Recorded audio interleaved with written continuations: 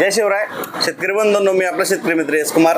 आज आपण पिकाला जे फॉस्फरसची गरज असते तर फॉस्फरस पिकाला कसं उपलब्ध होतं किंवा फॉस्फरस उपलब्ध करून जे देणारे जे जीवाणू असते त्याविषयी व्हिडिओ बनवणार आहे. अगोदरच आपण 2-3 जीवाणूविषयी व्हिडिओ बनवले. काही जीवाणू हे बुरशीसाठी काम करतात तर काही जीवाणू हे कीटकनाशक म्हणून काम करतात. कीटकांवर उपजीविका करून त्यांना रोग करून त्यांना कंट्रोल करण्याचं काम करतात. तर त्या स्वरूपात जमिनीत जे खनिज आहे तर ते पिकाला उपलब्ध करून देणारे सुद्धा काही बॅक्टेरिया असतात. त्यामध्ये आपण PHB या बॅक्टेरियाविषयी माहिती घेणार आहे. शेतकरी बंधूंनो, PHB म्हणजे फॉस्फरस सोल्युबल बॅक्टेरिया. याच्या वेगवेगळ्या प्रजाती असतात. काही बॅसिलसमध्ये असतात, काही सोडोमोनसमध्ये असतात.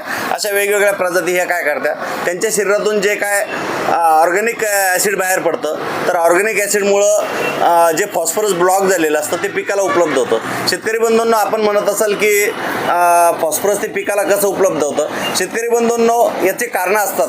जर मातीचा pH हा 6.5च्या आत जर असेल तर फॉस्फरस हे ॲल्युमिनियमसोबत, फेरससोबत, झिंकसोबत ब्लॉक होऊन जातं.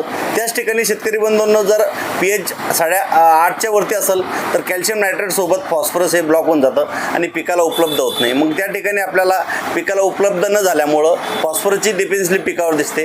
किंवा खूप काही वेळेस दुसराही असा समस्या येते की फॉस्फरससोबत आपण इतरही घटक जे सल्फेटयुक्त खतं असते ते देतो किंवा कॅल्शियम नायट्रेटसारखी खतं देतो आणि ते दिल्यानंतरही फॉस्फरस ब्लॉक होतं. शेतकरी बंधूंनो, ब्लॉक झालेला फॉस्फरस पिकाला हा उपलब्ध होत नाही. जसं की मक्कामध्ये आपण झिंक सल्फेट टाकल्यानंतर आणि फॉस्फरस एकत्र टाकल्यानंतर सुरुवातीला पानावरती असा तांबूसपणा दिसतो.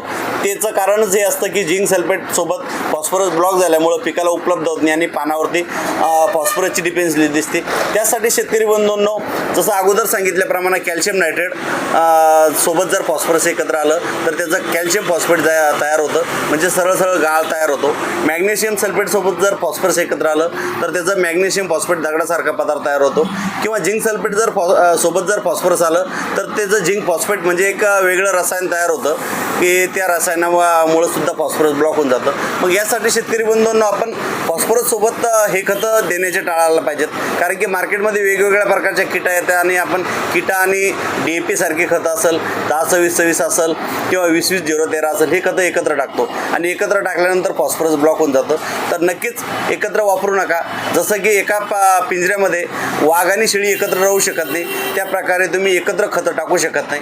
टाकताना फक्त मेहनत घ्यावं लागेल, 2 वेळेस टाकावं लागेल. जसं जंगलामध्ये सर्व प्राणी एकत्र राहू शकतात पण पिंजऱ्यामध्ये राहू शकत नाही, त्याच प्रकारे एकत्र खतं देण्याचं टाळा, जेणेकरून तुमचा होणारा फॉस्फरसचा खर्चसुद्धा तुम्हाला उपयोगी पडणार नाही. त्यासाठी एकत्र देण्याचं जर टाळलं तर फॉस्फरस पिकाला उपलब्ध होईल आणि मग